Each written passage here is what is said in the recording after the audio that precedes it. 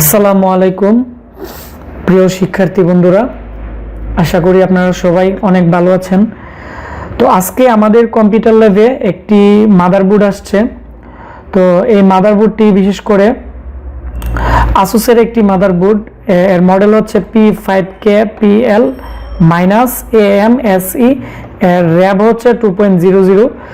তো এই মাদারবোর্ডটি আমাদের কাছে আসছে। তো এই মাদারবোর্ডটি ডিসপ্লে আসে না, তো আমরা স্টেপ বাই স্টেপ এই মাদারবোর্ডটি রিপেয়ার করব।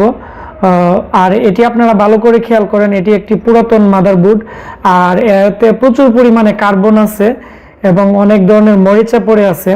তো আমরা চেষ্টা করব এই মাদারবোর্ডটি রিপেয়ার করার জন্য। আর আমাদের এই চ্যানেল থেকে যারা বিশেষ করে আপনারা হার্ডওয়্যার কাজ শিখতেছেন, তারা আমাদের যে আগের ভিডিওগুলো আছে এগুলো আপনারা দেখে নেবেন, তাহলে আপনারা অনেক কিছু শিখতে পারবেন এবং জানতে পারবেন, এবং আমাদের যে নতুন ভিডিওগুলো আছে এগুলো আপনারা অতি সহজে বুঝতে পারবেন। আর বিশেষ করে আপনারা যারা আমাদের কাছ থেকে প্র্যাকটিক্যাল কাজ শিখতে চাচ্ছেন, ল্যাপটপ, ডেস্কটপ এবং hard disk data recovery, LCD LED TV repair এবং মনিটর মেকিং, তো অবশ্যই আমাদের সাথে যোগাযোগ করবেন। আমাদের নাম্বার আমাদের প্রত্যেকটা ভিডিও ডিসক্রিপশন বক্সে দেওয়া আছে। তো বন্ধুরা, তাহলে বিশেষ করে আমাদের এই চ্যানেলে যারা নতুন আছেন তারা অবশ্যই আমাদের এই চ্যানেলটি সাবস্ক্রাইব করে পাশে যে বেল আইকনটি আছে এটি আপনারা অন করে দিবেন, তাহলে আপনারা আমাদের যে নতুন নতুন ভিডিও আমাদের এই চ্যানেলে আপলোড করব আপনারা ইউটিউব থেকে সরাসরি নোটিফিকেশন পাবেন। তো বন্ধুরা, তাহলে আমাদের যে আজকের ভিডিওটি আছে এখন আমরা এটি শুরু করব।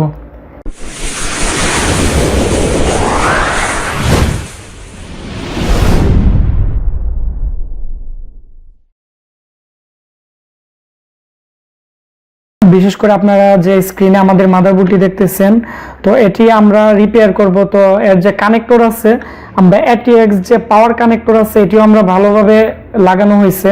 তারপর হচ্ছে যে 12 ভোল্টের যে 4 পিনের যে কানেক্টর আছে এটিও আমরা লাগানো হয়েছে, এবং টোটাল যত কানেকশন আছে সবকিছু আমরা মূলত লাগানো হয়েছে। এখন আমরা মাদারবোর্ডটি অন করব এবং দেখব আমাদের মাদারবোর্ডটি কি প্রবলেম। তো আমাদের ডিবাগার কার্ডও লাগানো আছে, আপনারা ভালো করে খেয়াল করেন। এখন আমি মাদারবোর্ডটি অন করব। তো আপনারা দেখতে পাচ্ছেন আমাদের এখানে কোডিংও আসছে, দুইটা কোটিং করেই আমাদের যে মাদারবোর্ডটি আছে এটি মূলত আটকে আছে, আর এই মাদারবোর্ডটি মূলত ডিসপ্লে আসতেছে না। ঠিক আছে, তো ডিসপ্লে আসতেছে না। তো আজকে আমরা এই মাদারবোর্ডটি রিপেয়ার করব, আর এর কোড হচ্ছে 464, এর যে কোড আছে, তো এটি এসে আটকে আছে। তো এখন আমরা মাদারবোর্ডটি মূলত অফ করে দিব এবং আমরা মাদারবোর্ডটি মূলত স্টেপ বাই স্টেপ দেখব। তো এখন যদি বন্ধুরা আমাদের মাদারবোর্ডটি যদি এখানে 00 কোডিং থাকতো তাহলে কি হতো, আমাকে এর আগে আপনারা অনেকে প্রশ্ন করছেন। যদি এখানে 00 কোডিং থাকে তাহলে অবশ্যই আপনারা বিআরএম সেকশন চেক করবেন এবং প্রসেসরে হাত দিয়ে দেখবেন যে প্রসেসর হিট হয় কিনা। প্রসেসর যদি হিট না হয় বা বিআরএম সেকশনে যদি প্রবলেম থাকে তাহলে বিশেষ করে প্রসেসরের কিছু সিগন্যাল আছে নট বিজি আসার পরে মূলত যে এখানে কোডিং আসে। আর প্রসেসরে যদি ভালো করে সাপোর্ট না করে তাহলে বিশেষ করে এখানে আপনারা ভালো করে খেয়াল করেন রিসেট আর ফ্রেম আসবে না, অথবা রিসেট আসবে না। তো এই ক্ষেত্রে অবশ্যই আপনারা বিভিন্ন পয়েন্টের প্রসেসর আপনারা মাদারবোর্ডে লাগিয়ে দেখবেন। অনেক সময় বিআরএম সেকশন ভালো থাকে, কিন্তু কিছু কিছু প্রসেসর আছে কিছু কিছু মাদারবোর্ডে সাপোর্ট করে না, যার কারণে অনেক সময় প্রসেসর হিট হয় না। আর প্রসেসর যখন হিট না হবে তখন কিন্তু কোডিং আসবে না। তো এর আগে আপনারা যারা আমাকে এই প্রশ্নটি করছেন আশা করি আপনারা বুঝতে পারছেন। তো এখন আমরা মূলত আমাদের এই মাদারবোর্ডটি আমরা রিপেয়ার করব। তো রিপেয়ার করার আগে আমি আপনাদেরকে বিশেষ করে আমরা প্রথমত এর মধ্যে দেখব যে কিছু ফিজিক্যাল ড্যামেজ আছে কিনা। তো ফিজিক্যাল ড্যামেজ দেখার আগে আমরা এখন র্যামটি খুলে নিলাম। খোলার পর আমরা পুনরায় আবার মাদারবোর্ডের মধ্যে আমরা বিশেষ করে যে পাওয়ার কানেক্টর আছে আমরা লাগানো হয়েছে। এখন আমরা মাদারবোর্ডটি অন করব এবং আমরা কয়েকটা ভোল্টেজ চেক করার পরে আমরা বিশেষ করে আমরা দেখব যে মাদারবোর্ডের মধ্যে কোনো পার্টস প্রবলেম আছে কিনা বা কোনো সেকশন থেকে আমাদের ভোল্টেজ আসতেছে কিনা, তারপর আমরা স্টেপ বাই স্টেপ কাজ করব।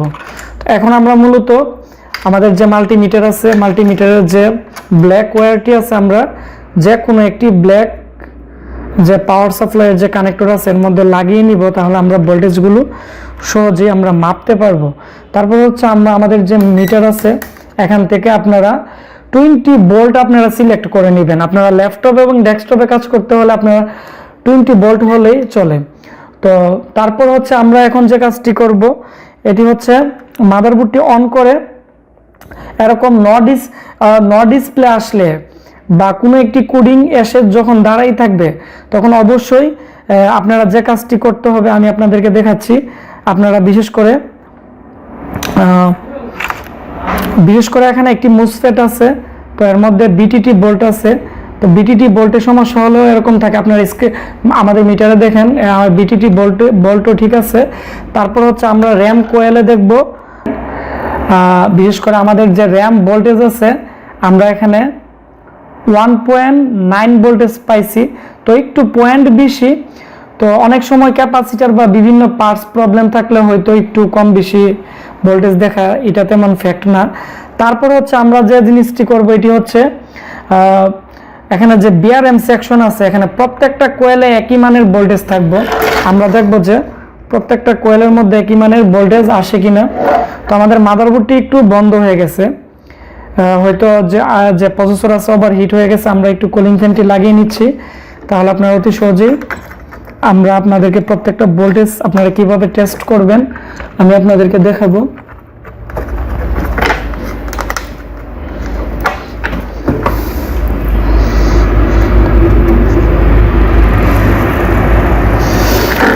তারপর আমরা যে কাজটি করব, মূলত বিআরএম সেকশনে আমাদের 1.3 ভোল্ট আর এটা তো আমাদের 1.3 ভোল্ট, এর মধ্যে আমাদের 1.3 ভোল্ট, তার মানে বিআরএম সেকশনও 100% ওকে আছে। তো আমরা এই মাদারবোর্ডটি বন্ধুরা আমরা রিপেয়ার করব। বিশেষ করে আমরা মাদারবোর্ডটিতে আমরা আপনাদেরকে বলে দিব এরকম প্রবলেম হলে আপনারা কোন কোন জায়গার পার্টসগুলো আপনারা একটু দেখবেন। তো আমি আপনাদেরকে প্র্যাকটিক্যালি একটু দেখাবো। এখন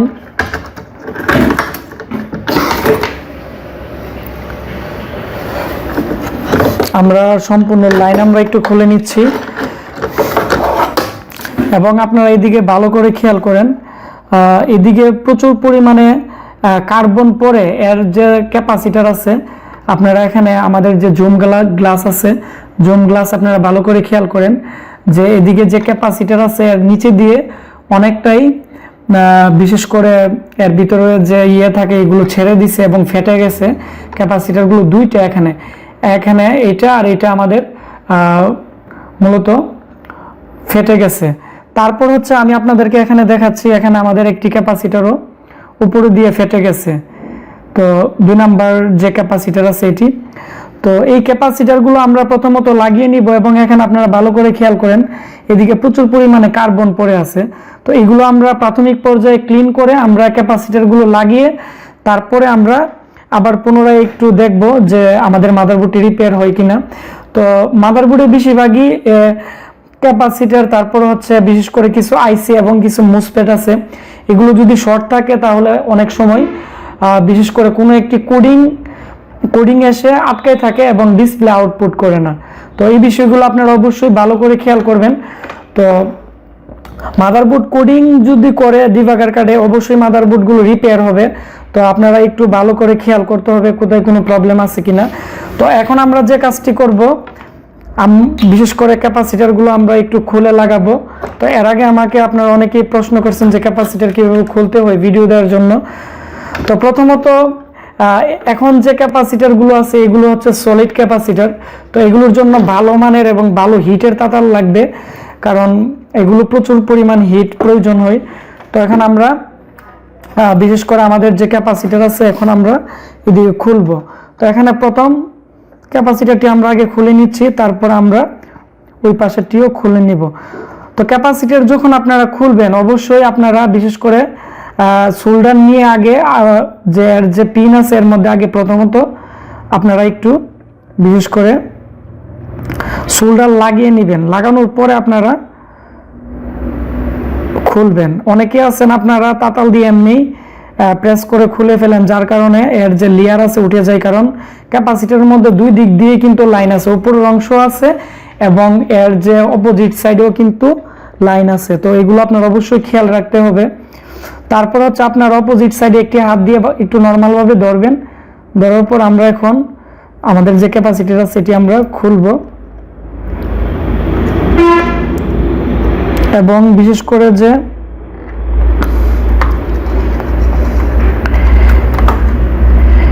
সলিড ক্যাপাসিটারগুলো একটু টাইম লাগে, কারণ এগুলি হিট হইতে একটু লেট হয়, যার কারণে টাইম লাগে। তারপর হচ্ছে এইভাবে এই যে আমরা এটি খুলে ফেললাম। এবং আপনারা একটি জিনিস ভালো করে খেয়াল করেন যে এই ক্যাপাসিটারটি মূলত কার্বন পরে এবং এর ভিতরে যে বিশেষ করে বিভিন্ন ধরনের যে মেডিসিন ছিল এগুলো বের হয়ে একবারে নষ্ট হয়ে গেছে। তো এইভাবে আপনারা কাজ করতে গেলে অবশ্যই প্রতিটা পার্টস আপনারা দেখবেন কোথায় কি প্রবলেম। তো আশা করি আপনারা এগুলো আপনারা এমনিতেই ফাইন্ড আউট করতে পারবেন। তারপর হচ্ছে আমি বিশেষ করে আমাদের আরেকটি ক্যাপাসিটার আছে এইদিকে, তো এটিও আমরা একটু খুলে তারপরে আমরা দেখে নিচ্ছি আমাদের এই ক্যাপাসিটারটি।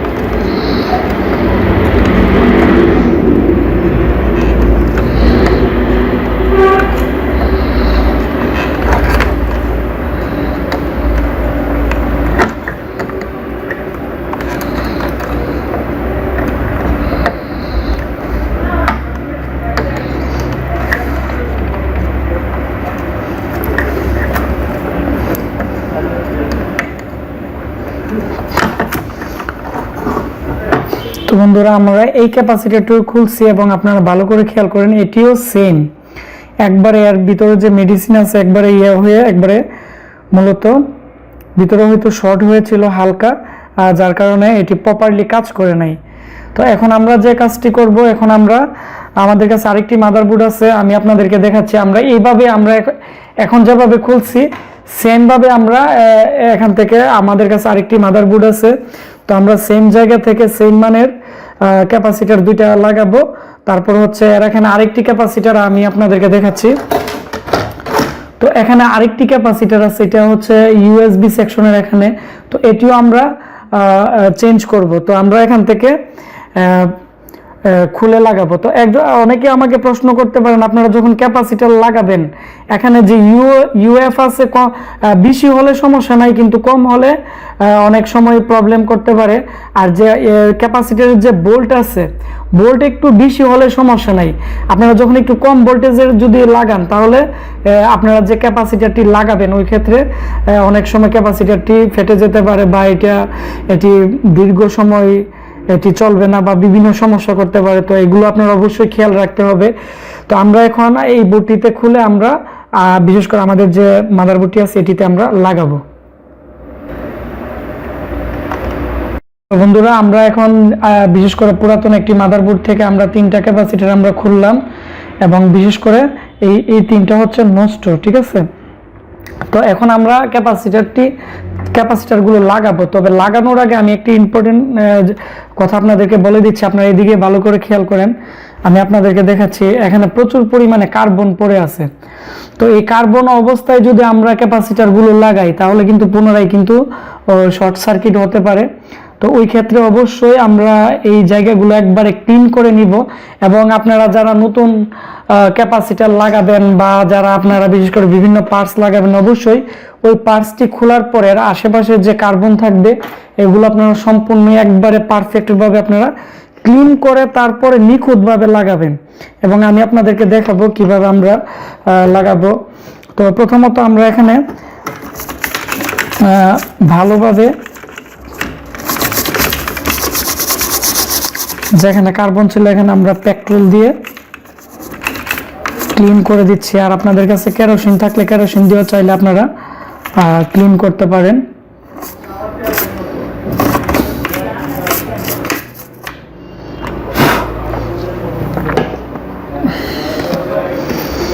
আর বেশি কার্বন যদি থাকে আপনারা চাইলে সার্ফ এক্সেল দিয়ে আপনারা বুটটি ভালোভাবে ধুয়ে আপনারা ভালো করে রুদ্রে শুকিয়েও আপনারা এই কাজটি করতে পারেন, তাতেও কোনো প্রবলেম হবে না।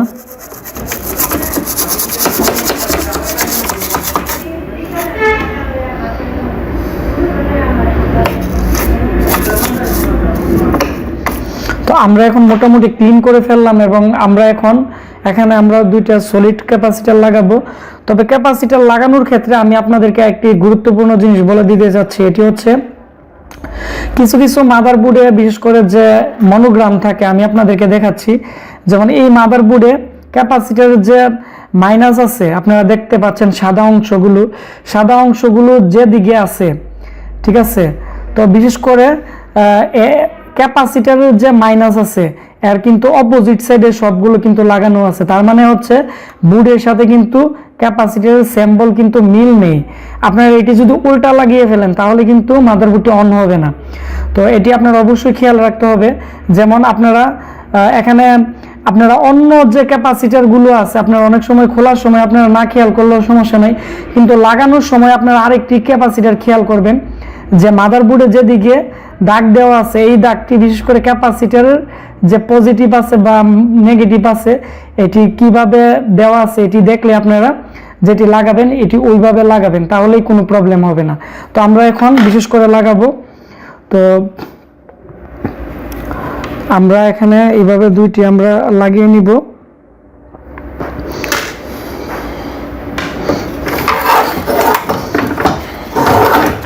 মাদারবোর্ডটি এইভাবে রেখে আপনারা লাগাবেন। তো আমরা এখন লাগাচ্ছি।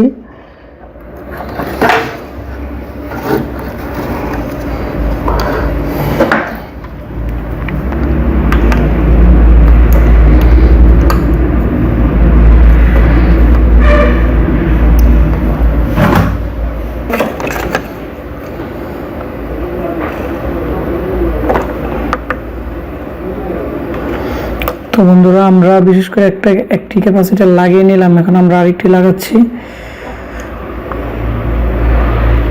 তো অল্প একটু লাগানোর পর আপনারা বিশেষ করে যে কাজটি করতে হবে এর মধ্যে আপনারা সোল্ডার লাগিয়ে নেবেন একটু ভালোভাবে, তাহলে এটি ভালোভাবে লাগবে এবং কাজ করবে। আমাদের যে 3 নাম্বার ক্যাপাসিটার ছিল এটিও আমরা এখন লাগিয়ে নিলাম মোটামুটি। তো এখন একটু সোল্ডারিং করে দিব।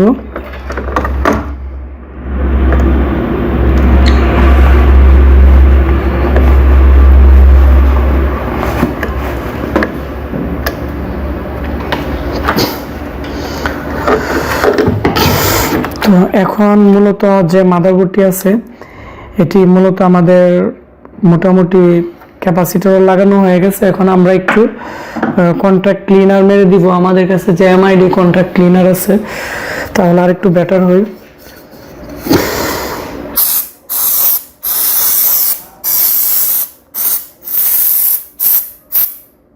তারপর আমরা কিছুক্ষণ পরে আমরা মাদারবোর্ডটি অন করব, আমাদের যে স্প্রেটি আছে একটু শুকিয়ে নিলে। তো বন্ধুরা বিশেষ করে আমরা এখন যে কাজটি করলাম এটি হচ্ছে আমরা এখানে দুইটা ক্যাপাসিটার ছিল, প্রবলেম হয়ে গেছিল, আমরা এগুলো চেঞ্জ করলাম। এখন এখানে একটি ক্যাপাসিটার প্রবলেম ছিল, এটিও আমরা লাগিয়ে ফেললাম। তো লাগানোর পর এখানে প্রচুর পরিমাণে এদিকে কার্বন ছিল, আমরা এগুলো প্রথমত ক্লিন করলাম, করার পর আমাদের যে এমআইডি স্প্রে আছে এটি সম্পূর্ণভাবে ভালোভাবে দিয়ে এখন মাদারবোর্ডটি আমরা পাওয়ার অন করব এবং দেখব যে আমাদের কোডিং কোনো চেঞ্জ হয়েছে কিনা বা আমাদের মাদারবোর্ডটির কি অবস্থা। আমরা সম্পূর্ণ কানেকশন দিলাম। তো এখন আমরা মাদারবোর্ডটি অন করব এবং আপনারা এইদিকে ডিবাগার কার্ডও খেয়াল করবেন এবং আমাদের ওইদিকে মনিটর আছে, তো মনিটর আপনারা দেখবেন, তাহলে আপনারা বুঝতে পারবেন। তো আমরা এখন মাদারবোর্ডটি অন করতেছি, আপনারা ভালো করে খেয়াল করেন। আমরা নাম লক প্রেস করতেছি এবং ডিলেট প্রেস করতেছি, তাহলে ডিসপ্লে আসলে আপনারা ভালো করে খেয়াল করেন আমাদের ডিসপ্লে চলে আসছে এবং আমাদের মাদারবোর্ডটি সম্পূর্ণ রিপেয়ার হয়ে গেছে। তো এখন আমরা F1 প্রেস করলাম, আপনারা ভালো করে খেয়াল করেন বায়োসও ঢুকে গেছে। এখন আমরা আবার পুনরায় এখানে রিস্টার্ট দিব এবং আপনারা ভালো করে দেখবেন যে আমাদের আগের কোডিং দুইটা রিডিং করার পর আটকাই ছিল, এখন আমাদের সম্পূর্ণ রিডিং করতেছে এবং আমাদের মাদারবোর্ডটি ডিসপ্লে চলে আসছে। তো তো বন্ধুরা আমাদের এই মাদারবোর্ডটি সম্পূর্ণ রিপেয়ার হয়ে গেছে। তো আমরা এই মাদারবোর্ডটি আমাদের যে কাস্টমার আছে ওনাকে আমরা ডেলিভারি দিয়ে দিব। তো বন্ধুরা আশা করি আপনারা বুঝতে পারছেন যে আমাদের আজকে এই মাদারবোর্ডটি কোথায় প্রবলেম ছিল। তো বন্ধুরা আমার এই ভিডিওটি ভালো লেগে থাকলে অবশ্যই ভিডিওটির নিচে একটি লাইক দিবেন এবং কমেন্টস করে আপনাদের মতামত জানাবেন যে আপনারা কি কি ধরনের সমস্যায় পড়েন বা কি কি ধরনের কাজ শিখতে চান। আমি আপনাদেরকে কমেন্টসের মাধ্যমে সহযোগিতা করার চেষ্টা করব এবং অবশ্যই আমার এই ভিডিওটি শেয়ার দিবেন, তাহলে যারা হার্ডওয়্যার কাজ শিখতে পারতেছে না তারা অনেক কিছু শিখতে পারবে এবং অনেক কিছু বুঝতে পারবে। তো আপনারা সবাই ভালো থাকবেন, দেখা হচ্ছে আমাদের নতুন একটি ভিডিওতে।